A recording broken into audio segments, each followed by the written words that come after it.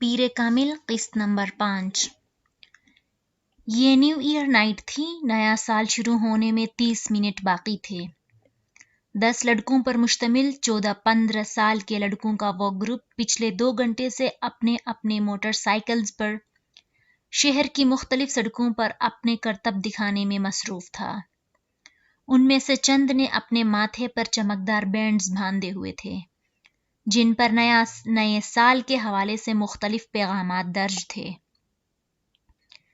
وہ لوگ 1 گھنٹہ پہلے پوش علاقے کی ایک بڑی سپر مارکیٹ میں موجود تھے اور وہاں وہ مختلف لڑکوں پر آوازیں کستے رہے تھے۔ اپنی بائیکس پر سوار اب مختلف چکر لگا رہے تھے۔ ان کے پاس فائر کریکرز موجود تھے جنہیں وہ وقتاً فوقتاً چلا رہے تھے۔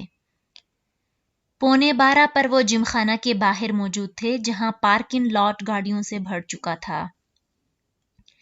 یہ گاڑیاں ان لوگوں کی تھیں جو جم خانے میں نئے سال کے سلسلے میں آئے ہوئے تھے۔ ان لڑکوں کے پاس بھی اس پارٹی کے دعوتی کارڈ موجود تھے کیونکہ ان میں سے تقریباً تمام کے والدین جم خانہ کے ممبر تھے۔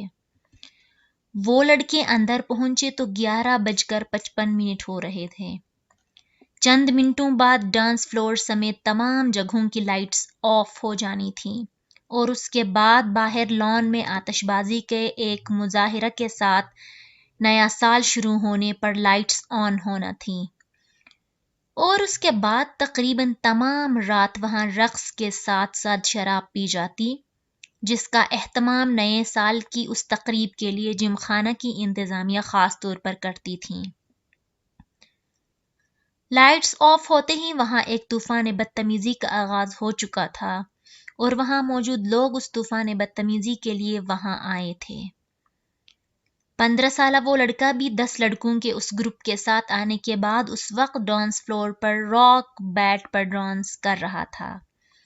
ڈانس میں اس کی مہارت قابل دید تھی۔ 12 بجنے میں 10 سیکنڈ رہ جانے پر لائٹس آف ہو گئیں اور ٹھیک 12 بجے لائٹس یکدم دوبارہ آن کر دی گئیں۔ اندھیرے کے بعد سیکنڈز گننے والوں کی آوازیں اب شور اور خوشی کے قہقہوں اور چیخوں میں بدل گئی تھیں۔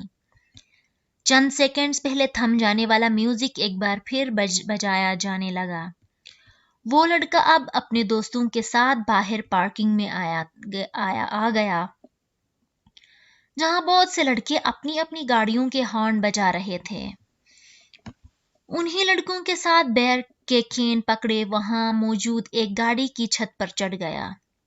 اس لڑکے نے گاڑی کی چھت پر کھڑے کھڑے اپنی جیکٹ کی جیب سے بیئر کا ایک بھرا ہوا کین نکالا اور پوری قوت سے کچھ فاصلے پر کھڑی ایک گاڑی کی ونڈ اسکرین پر دے مارا۔ ایک دھماکے کے ساتھ گاڑی کی ونڈ اسکرین چور چور ہو گئی۔ وہ لڑکا اطمینان کے ساتھ اپنے بائیں ہاتھ میں پکڑا کین پیتا رہا۔ وہ پچھلے آدھے گھنٹے سے کامران کو ویڈیو گیم کھیلتے ہوئے دیکھ رہا تھا۔ اسکرین پر موجود اسکور میں کوئی خاص اضافہ نہیں ہو رہا تھا۔ شاید اس کی وجہ وہ مشکل ٹریک تھا جس پر کامران کو ایک گاڑی ڈرائیو کرنی تھی۔ سالار لاؤنج کے صوفوں میں سے ایک صوفے پر بیٹھا اپنی نوٹ بک پر کچھ لکھنے میں مصروف تھا، مگر وقتاً فوقتاً نظر اٹھا کر ٹی وی اسکرین کو بھی دیکھ رہا تھا جہاں کامران اپنی جدوجہد میں مصروف تھا۔ ٹھیک آدھ گھنٹے بعد اس نے نوٹ بک بند کر کے سامنے پڑی میز پر رکھ دی، پھر منہ پر ہاتھ رکھ کر جمائی رو کی۔ دونوں ٹانگیں سامنے پڑی میز پر رکھ کر اور دونوں ہاتھوں کی انگلیاں سر کے پیچھے باندھے وہ کچھ دیر اسکرین کو دیکھتا رہا، جہاں کامران اپنے تمام چانسز ضائع کرنے کے بعد ایک بار پھر نیا گیم کھیلنے کی تیاری کر رہا تھا۔ کیا پرابلم ہے کامران؟ سالار نے کامران کو مخاطب کیا۔ ایسے ہی نیا گیم لے کر آیا ہوں مگر اسکور کرنے میں بڑی مشکل ہو رہی ہے، کامران نے بیزاری سے کہا۔ اچھا مجھے دکھاؤ۔ اس نے صوفے سے اٹھ کر ریموٹ کنٹرول اس کے ہاتھ سے لے لیا۔ کامران نے دیکھا پہلے 20 سیکنڈ میں ہی سالار اسے جس سپیڈ پر دوڑا رہا تھا اس سپیڈ پر کامران اب تک نہیں دوڑا پایا تھا۔ جو ٹریک اسے بہت مشکل لگ رہا تھا وہ سالار کے سامنے ایک بچگانہ چیز محسوس ہو رہا تھا۔ 1 منٹ بعد وہ جس اسپیڈ پر گاڑی دوڑا رہا تھا اس اسپیڈ پر کامران کے لیے اس پر نظریں جمانا مشکل ہو گیا، جبکہ سالار اس اسپیڈ پر بھی گاڑی کو مکمل طور پر کنٹرول کیے ہوئے تھا۔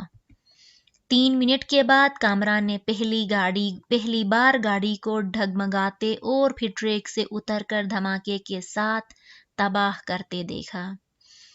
اس نے کچھ مسکراتے ہوئے مڑ کر سالار کو دیکھا۔ گاڑی کیوں تباہ ہوئی تھی وہ جان گیا تھا۔ ریموٹ اب سالار کے ہاتھ کے بجائے میز پر پڑا تھا اور وہ اپنی نوٹ بک اٹھائے کھڑا ہو رہا تھا۔